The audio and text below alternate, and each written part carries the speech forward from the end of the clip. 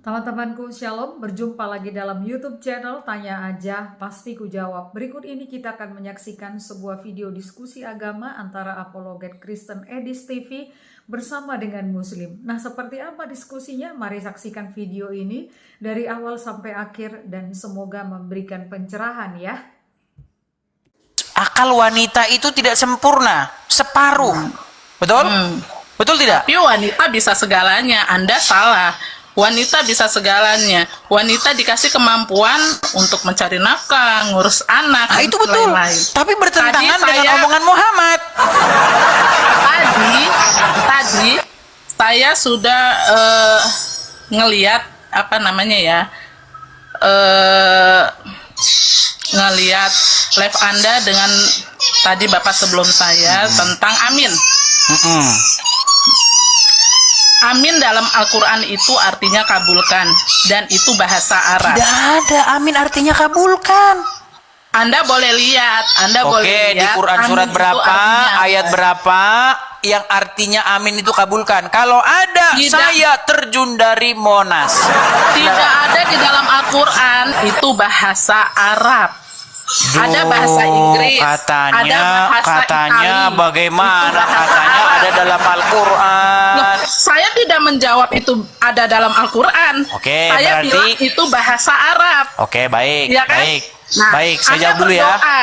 Oh ya, silakan Anda dengerin dulu bicara. Dengerin kesempatan kita bicara. Oke, Karena dari silakan. tadi Anda terus yang bicara ya. Silakan. Setiap orang berdoa pasti ujungnya amin. Kalau Anda amin kan? Silakan Ya Anda kan? selesaikan dulu bicara. Nah, amin itu dari cara penulisannya aja kita sudah berbeda. Dan artinya juga pasti sudah berbeda. Dalam dalam bahasa Arab amin itu bahasa Islamnya, itu bahasa Arabnya itu kabulkan. Dan di surat Al-Fatihah itu kita berdoa. Sudah bisa gantian belum? Surat Al-Fatihah itu artinya dengan nama Allah yang Maha Pengasih, Maha Penyayang. Segala puji bagi Allah Tuhan seluruh alam, yang Maha Pengasih, Maha Penyayang. Pemilik hari pembalasan. Dan terakhirnya itu amin, kabulkanlah. Di mana di situ aminnya? Nggak ada, itu kami Iya, sendiri. makanya saya bilang Kami kalian sendiri yang tambah-tambah mengucapkan sini, amin. betul. Karena kami ingin dikabulkan doa dari isi Al-Fatihah itu. Sudah bisa saya gantian sekarang? Nah, silakan. Baik ya, kita kasih semangat dulu. Ya, jadi saya teringat dengan perkataan Muhammad bahwasanya wanita itu memang akalnya separuh, ya. Kalau ngomong suka asal-asalan. Enggak. Saya Tidak nggak ada. asal-asalan. Loh, katanya tadi saya boleh ngomong. Apakah saya boleh bicara? Silahkan. Baik. Kalau kita membaca Al-Quran, walaupun dibaca sampai ayam tumbuh gigi, tidak akan Anda pernah menemui ada kata amin di situ. Tidak ada. Ya. Dan tidak ada di dalam bahasa Arab manapun bahwa amin itu artinya kabulkanlah. Nggak ada. Anda mau cari di kamus manapun bahasa Arab amin itu tidak ada yang artinya kabulkanlah. Arti amin itu artinya amanah, orang yang terpercaya. Itu muncul di dalam Al-Quran ketika ayat itu disematkan kepada Yusuf. Yusuf itu disapa, hai orang yang terpercaya. Di situ bahasa Arabnya amin. Gak ada. Nah, sebenarnya ini bisa kita buktikan dari adanya hadis. Ada sebuah hadis, ya, di mana hadis itu mengatakan bahwa barang siapa yang mengucapkan amin sehabis dia sholat, maka nanti pahalanya itu atau doanya itu dijama atau apa dan sebagainya. Seperti itu kurang lebih bunyi hadisnya. Disambut oleh malaikat, begitu kurang lebih hadisnya bunyi seperti itu. Tapi di situ tidak dijelaskan apa arti amin itu. Makanya orang Islam sampai sekarang bingung apa arti amin itu. Bingung. Lalu katanya tadi saya bicara ini. Saya bicara ini katanya. Nah, gini, kalau Anda ketik di Google, ya, pasti nanti akan keluar. Kalau amin, berarti kalau amin agak panjang artinya kabulkanlah. Tapi itu ngarang bebas. Nggak ada di satu rujukan pun arti amin itu adalah kabulkanlah. Nggak ada. Nah, sekarang begini. Ternyata orang-orang sebelum Islam, ya, seperti orang-orang Yahudi, orang-orang Kristen, mereka memang biasa mengucapkan seperti itu. Sampai sekarang, sampai detik ini, coba pergi ke gereja-gereja yang masih yang ortodoks, ya. Mereka itu mengucapkan amin, ya. Mereka mengucapkan amin, amin, amin. Amin ada. Nah, makanya secara logika, secara ilmiah sangat patut diduga keras orang Islam niru-niru. Padahal ada sebuah hadis yang mengatakan, barang siapa yang meniru suatu kaum, maka kamu termasuk golongan dari mereka. Tidak ada di dalam Quran kalau selesai baca Al-Fatihah harus baca amin. Nggak ada. Kalau ada saya terjun dari Monas. Nggak ada. Silakan. Ya memang tidak ada. Dalam Al-Quran ini tidak ada amin. Al-Fatihah ini mengandung doa. Aminnya datang dari mana kalau begitu? Aminnya menyadarkan kita sendiri. Kita aminkan datangnya dari mana? ini. Pasti dari nyolong. Dari meniru orang-orang Yahudi dan Nasrani, saudara. Dari tulisan aja Islam sama Nasrani sudah beda. Beda tulisan itu beda arti. Oke, coba rujukannya dari mana arti amin itu? Kabulkanlah, di mana ayatnya? Amin itu bahasa Arabnya, Oke, amin coba. itu bahasa Coba sekarang kita buka Arab. Google Translate. Bukan amin dari Al-Qur'an. Baik, saya buka Google Translate ya. Saya buka Google Translate, saya ketik di sini kabulkanlah, apa bahasa Arabnya ya? Sebentar. Dari mana buka amin artinya kabulkanlah? Indonesia Arabik ya. Bentar, Indonesia Arabik. Nah, ini ya. Kabulkanlah. Nih. Saya ini balik ya kamera saya sebentar. Biar kita pakai data ya. Sabar. Saya balikkan dulu kamera saya sebentar. Tep. Nah, sudah ya, sudah balik ya nih. Ini saya bikin Google Translate. Ya. Kabulkanlah sebentar. Kabulkanlah. Huruf H tuh nih. Itu yang muncul nih, kabulkanlah ini. Ini Arabnya nih. Nih. Sama itu. Qabul, ya, tuh. Sama, qabul itu bahasa Arab. Itu bahasanya. Oke, sekarang nih. Apa bahasa Arabnya kabulkanlah? Sama ini. Nih, itu bahasanya. Bahasa kabulkanlah bahasa Indonesianya, bahasa Arabnya kabulkanlah. ya, terus amin. Amin dari mana amin? Arti dari amin. Ya Allah, terimalah doa kami. Dari mana arti amin ya Allah terima deh? Datangnya dari mana? Hei, nih. Berat ini. Iya. Coba kita kasih kata per kata yuk. Kata per kata. Lihat. Iya, sebarang Ya. amin. Amin Lihat. itu kan cuma satu kata. Amin kan cuma satu kata, betul? Amin memang satu kata. Oke, amin satu kata. Dari mana di situ? Di mana di situ ada? Ya Allah, ada yang kabulkanlah doa kami. Dari mana? Kaminya dari mana? Kabulkanlahnya dari mana? Makanya saya bilang, ibu anak itu sebenarnya jiplak dari orang Yahudi dan Karesteng. Hati-hati bang kalau ngomong. Ini bisa dijadikan penistaan agama. Oh, kan? Penistaan kan? Iya, Penistaan, jelas. Karena saya dari kemarin memantau kalian bikin jalan langsung ini, kalian menghina agama kami. Hati-hati kalau bicara. Oke, Oke, sekarang saya tanya secara Kami ilmiah. tidak pernah menjatuhkan Baik, agama kalian. sekarang saya tapi tanya kalian secara yang ilmiah. menjatuhkan agama kami. Begini, Ibu Anda pelan. Hati-hati ya, Bang. Tarik napas, tarik napas. Tarik napas. Tarik napas ya. Anda Ya, oke. seenaknya menghina agama kami. Sekarang saya tanya, Itu betul nggak soal- orang Kristen? dengar. Sebentar, Ibu Itu Ana. soal Oke, silakan Anda kepercayaan. bicara dulu. Silakan Anda bicara dulu. Ayo, Itu silakan. soal Anda dulu. kepercayaan buat kami. Agama ini kitab kami. Agama Al-Quran ini kitab kami. Anda punya kitab sendiri yang Anda percayai. Jadi jangan sekali-sekali menjatuhkan agama kami, Bang. Apalagi kitab kami. Sudah? Ngerti Anda? Sudah? Jangan sok tahu. Sudah belum? Sudah? Udah. Oke, baik. Sekarang saya tanya dulu sama Anda. Betul sebuah fakta dan kenyataan bahwa orang-orang Kristen sampai hari ini mereka mengucapkan amin, amin seperti itu. Betul atau tidak? Saya tahu. Amin. Oke, baik. Baik. Sekarang masalahnya begini. Di dalam fakta sejarah ternyata perkataan amin ya yang merupakan penutup sebuah entah itu doa, entah itu pernyataan berkat, entah itu pernyataan imam dan lain sebagainya, itu sudah diucapkan. Lalu datang nih agama dari Arab Saudi. Ya kan? Agama dari orang-orang Quraisy. Orang-orang Quraisy penyembah berhala. Datang mereka bilang-bilang amin juga. Ternyata di Quran kagak ada. Saya sudah baca nih Al-Fatihah ini. Ya memang. Ya, nggak ada di sini kata amin setelah Bismillahirrahmanirrahim, Alhamdulillahirobbilalamin, Ar-Rahmanir-Rahim, Maliki Yaumiddin, Iyyaka na'budu wa iyyaka nasta'in, ihdinas siratal mustaqim, siratal ladzina an'amta 'alaihim ghairil maghdubi 'alaihim waladdallin.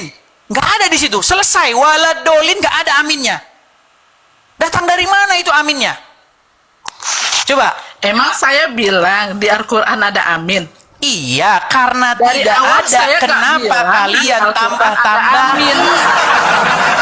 Saya kan nggak bilang di Al-Quran ada amin, Bang. Betul, makanya saya bilang, kenapa kalian tambah-tambahi aminnya?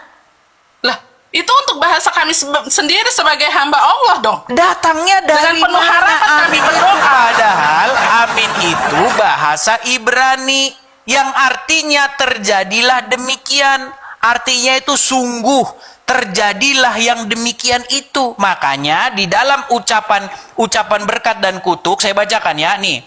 Di dalam ucapan berkat dan kutuk, di dalam perjanjian lama ya, itu diucapkan ketika para imam memberkati ataupun membacakan berkat ataupun kutuk kepada seluruh orang Israel. Misalnya nih, saya kasih ayatnya lagi nih. Nih, misalnya. Sabar ya, sabar nih. Nih, misalnya di dalam Ulangan pasal yang ke-27. Nih. Nih ya, misalnya. Kita bukakan Ulangan pasal yang ke-27. Saya mulai ya. Nih. Terkutuklah orang yang memperkosa hak orang asing, anak yatim dan janda, dan seluruh bangsa itu haruslah berkata amin. Terkutuklah orang yang tidur dengan istri ayahnya, sebab ia telah menyingkapkan puncak kain ayahnya, dan seluruh bangsa itu haruslah berkata amin. Terkutuklah orang yang tidur dengan binatang apapun, dan seluruh bangsa itu harus berkata amin. Terkutuklah orang yang tidur dengan saudaranya perempuan, anak ayah atau ibunya, dan seluruh bangsa itu harus berkata amin. Terkutuklah orang yang tidur dengan mertuanya perempuan, dan seluruh bangsa itu harus berkata amin. Terkutuklah orang yang membunuh sesamanya manusia dengan tersembunyi, dan seluruh bangsa itu harus berkata amin, dan seterusnya, dan seterusnya, dan seterusnya. Tuh, jelas. Ada kata amin jelas di situ. Nah, orang Islam aminnya dari mana? Coba, di Quran nggak ada. Penutup doa harus mengucapkan amin, nggak ada di Quran. Cari sampai Quran Anda lepas jadi 5, nggak bakal ada. Saya kan bilang dari tadi di Al-Quran memang tidak ada, Bos. Nah, makanya karena tidak ada, maka secara logis dipastikan pasti akibat ikut-ikut orang Yahudi dan Nasrani. Susah kalau ngomong sama orang yang memang mau ngejatuhin agama lain. Bukan mau menjatuhkan. Kalau saya nggak ada toleransi. Kalau Oke, soal sekarang saya agama, tanya, dari mana datangnya amin? Jelasin dari mana datangnya amin. Kok dari mana datangnya amin sih? Kita ini bangsa beraneka ragam negara, punya bahasa masing-masing. Bahasa Inggris artinya begini, amin dari bahasa Arab artinya begini. Baik, sekarang saya tanya, Anda percaya bahwa Quran itu kitab yang lengkap menjelaskan segala sesuatu? Percaya? Oke. Menurut Al-Quran dari mana datangnya dari amin? Kok tanya lagi dari mana Katanya datangnya amin? kitab yang menjelaskan. Kok Anda nih Kalau Quran Saya kitab yang ngomong sama. menjelaskan, seharusnya Quran sanggup nggak menjelaskan? Mana sih orangnya? Sanggup Apa, nggak gimana? Al-Quran menjelaskan? Orang mana? menjelaskan apa? Menjelaskan perkara tentang agama Islam. Ya, Sanggup. semua ada di sini, Mas. Sanggup? Ya, Sanggup? semua ada di sini. Oke, sekarang saya tanya, yang nggak usah yang berat-berat dah gini. Di dalam Al-Quran di mana suruh begini tangannya? Apa? Kalau sholat kan takbiratul ihram, kemudian tangannya begini-begini, betul? Betul. Ah, datangnya dari mana ini tangan begini? Dari Allah. Berat. Kami sebagai agama, Makanya kami saya sebagai bilang, agama Islam, Quran kami kitab yang mengikuti menjelaskan sunnah itu Nabi. sebenarnya hanyalah Sunnah Nabi. Ibu anak, tahu nggak presiden kalau kampanye presiden, kampanye pilkada, oh kami akan menurunkan harga beras, kami akan menurunkan harga minyak pertalite, bahkan akan kami tidak oplos, ternyata kami dengar, gini, ketika orang menggombal, itu pasti bualannya setinggi langit. Nah, sekarang saya tanya, betul tidak Al-Quran itu menjelaskan segala sesuatu itu bualan atau fakta? Betul? Bukan bualan ya? Bukan? Nah, kalau Al-Quran menjelaskan, tolong jelaskan kepada saya, kenapa tangan orang Islam harus begini waktu sholat? Tunjuk ayatnya dalam Quran. Kalau itu sunnah Nabi. Di mana ayatnya dalam Dan Quran? kami sebagai ini umatnya, kami mengikuti sunnah Nabi. Bu Ana, yang saya tanya ayatnya dalam Quran di mana? Loh, saya kan bilang. Makanya Saya saya tidak bilang, memahami- saya tidak nih, memahami Al-Quran. kalau Kristen Saya tidak bertanya, memahami Al-Quran. mustahil Islam menjawab pakai Quran, mustahil. Mustahil Quran itu dipakai untuk menjawab. Makanya saya bilang anak, saya sarankan nih, gimana kalau besok-besok tolong jangan bilang lagi bahwa Al-Quran kitab suci kalian, tidak. Karena ketika ditanya agama Islam, Qurannya nggak dipakai, saudara. Apapun pertanyaan saya seputar agama Islam, mustahil Quran kalian pakai untuk menjelaskan. Coba sekarang saya tanya, yang lain lagi lah, yang paling dasar sekali saya tanya, paling dasar dalam agama Islam. Di Quran mana ada sholat 5 kali sehari, di mana? Sholat. Iya. Coba nih. Di mana ada Quran? Sholatlah kamu 5 kali atau 5 waktu. Di mana dapatnya?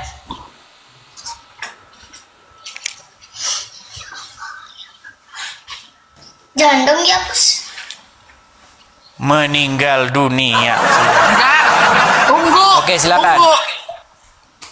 Nggak apa-apa. Belum apa-apa, Kita tunggu meninggal dia. Kita tunggu. Ya, sambil teman-teman ya, sambil menunggu sekali lagi teman-teman ya. Follow, jangan lupa cari akun saya yang asli teman-teman. Bagi teman-teman yang menonton mungkin dari platform lain, silakan teman-teman, mari kita gabung di akun asli saya ya teman-teman ya. Cari saja akun asli saya. Teman-teman, ini sudah 8.100 orang, 100 pasang mata memandang ya, 8.100 orang.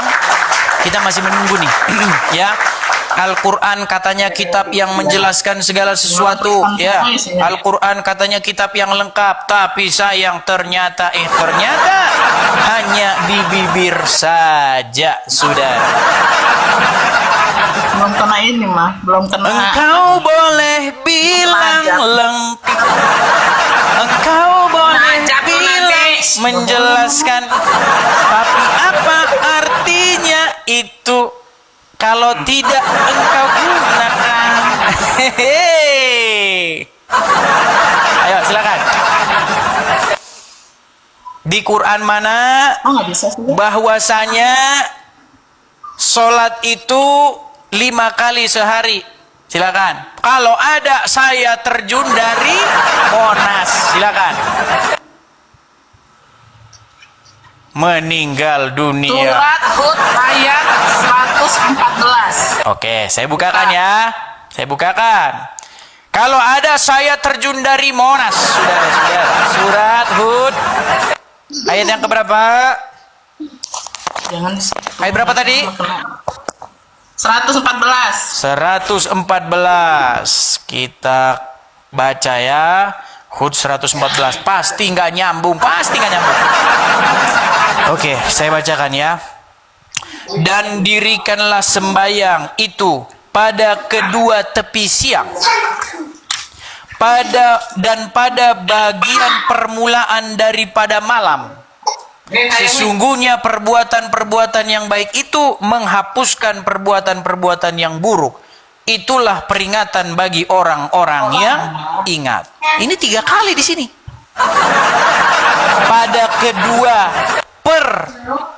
Pada dua tepi siang, ya kan? 2 tepi siang itu maksudnya pagi dan petang, dan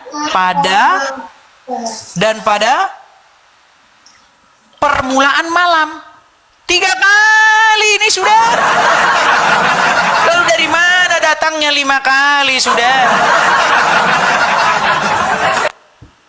Berat ini saudara-saudara.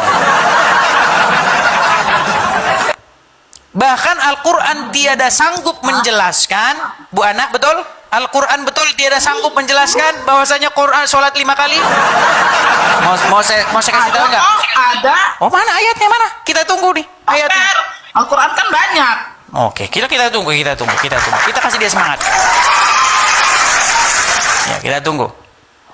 Ya teman-teman, sambil menunggu ya, biar kita nggak kosong melompong. Teman-teman, sekali lagi teman-teman ya, kita ada rencana pendirian rumah apologet, teman-teman. Bagi teman-teman yang tergerak hati untuk mensupport pendirian rumah apologet, terutama kepada saudara-saudara Kristen yang mampu, yang berkecukupan, teman-teman bisa mampir ke profil saya, klik di situ ada link untuk kolekte ya. Ada kolekte, terus tanda panah ke bawah, klik aja link itu link YouTube saya. Siaran ini itu kita siarkan juga di situ, kita masukkan di situ teman-teman. Jadi bisa lihat di profilnya itu teman-teman ya, link untuk mensupport. Di situ ada bank, ada nomor rekening dan juga ada Zelle-nya di situ teman-teman. Silakan teman-teman support di situ. Bagi teman-teman yang bingung, yang nggak tahu itu apa, link itu apa, bang, Zelle itu apa, segala macam, teman-teman bisa sini. Ya, langsung support di situ. Silakan teman-teman screenshot saja, tangkap layarnya ya. Kolekte untuk rumah apologet saya taruh di layar. Silakan teman-teman tangkap layarnya. Bagi teman-teman yang punya berkat berlebih bisa berpartisipasi dalam pendirian rumah apologet di situ teman-teman ya. Silakan tangkap layarnya teman-teman. Ya, jangan lama-lama Bu Ana. Sebentar lagi Lebaran ini. Silakan. Ini bunuh. Waduh. Kemana ini anak ini?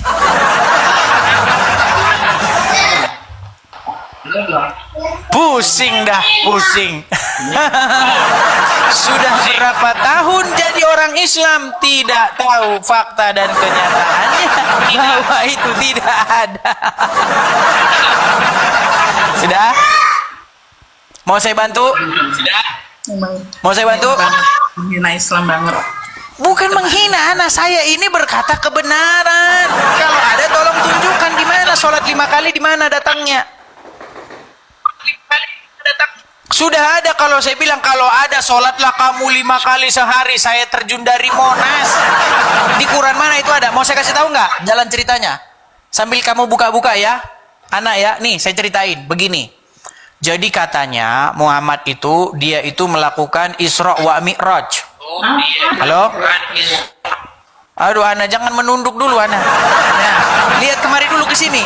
Betul tidak Muhammad Isra Mi'raj? Ke Sidratul Muntaha, betul? Iya. Nah, ketika dia sampai kepada Sidratul Muntaha, dikatakan di situ katanya Muhammad bertemu dengan Allah. Betul? Lalu Allah menyuruh dia sholat 50 kali sehari, betul nggak? Anak? Waduh, nampaknya dia harus berguru dulu. Oke lah, Ana, gimana?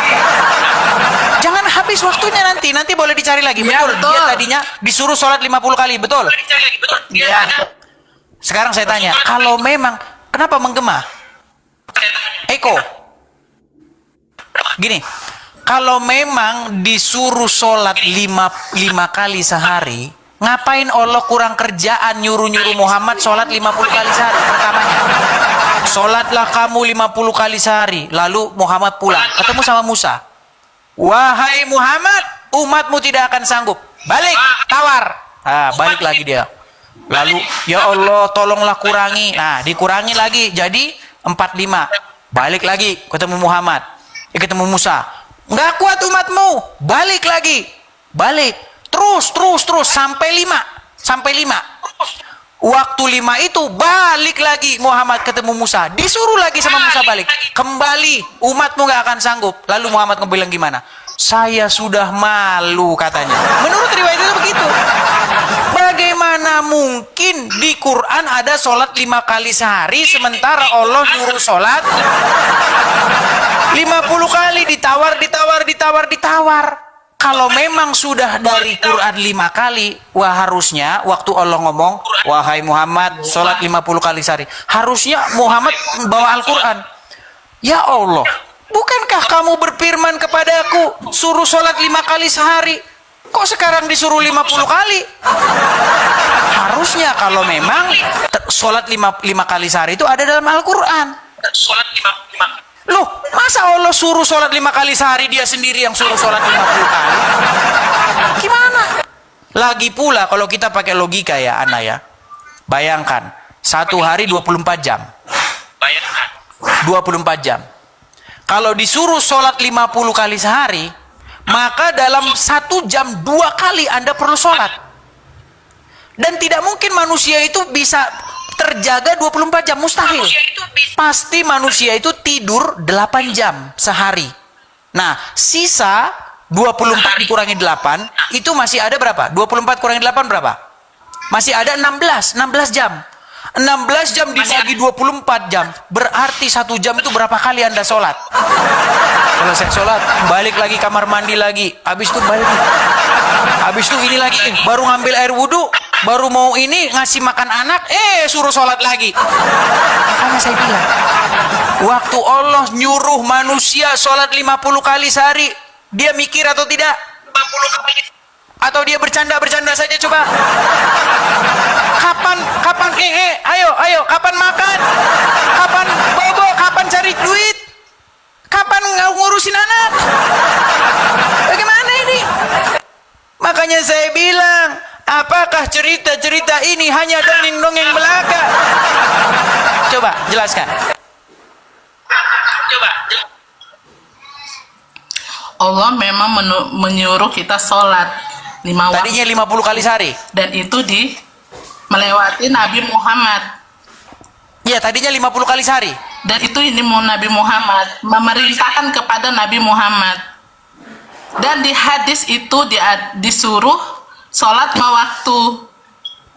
Oh, di hadis, tadi di Quran.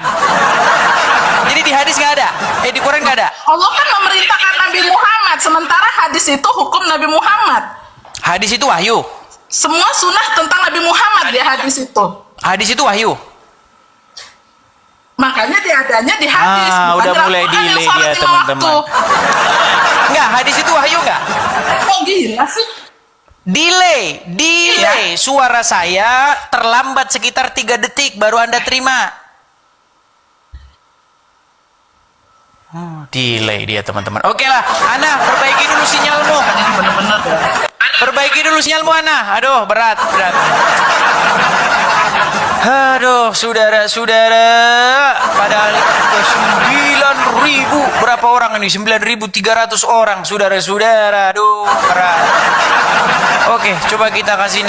Puji Tuhan, kita sudah bersama-sama menyaksikan serta mendengarkan diskusi agama dari awal hingga akhir antara Apologet Kristen Edis TV bersama dengan Muslim. Dan kalau kita lihat dari diskusi ini, kita akan menilai bahwa Edis TV ini tampak begitu berani oleh karena dia punya fakta dan data karena keberanian dia berasal daripada pengetahuannya yang dapat dia pertanggungjawabkan, sehingga ketika dia berbicara dan memberikan data serta fakta, orang-orang yang tidak bisa menerimanya mereka mundur. Tetapi dari diskusi ini kita melihat bahwa ada juga dari antara mereka yang mengakui akan kebenaran fakta dan data yang diberikan oleh Edis TV, sehingga mereka tidak berani untuk berbuat apa-apa. Selebihnya mereka hanya sekedar marah-marah dan membantah, tetapi tanpa dasar yang jelas. Teman-teman, dari diskusi ini kita dapat melihat bahwa keberanian itu muncul daripada kebenaran. Keberanian itu muncul daripada data dan fakta yang valid yang bisa kita nyatakan, sehingga hal itu akan memberikan pengetahuan, wawasan yang baru bagi orang-orang yang mendengarnya. Karena itu teruslah belajar dan biarlah setiap pengetahuan kita terus bertambah agar kita semakin kuat dan teguh di dalam iman kepada Tuhan Yesus Kristus. Tuhan memberkati.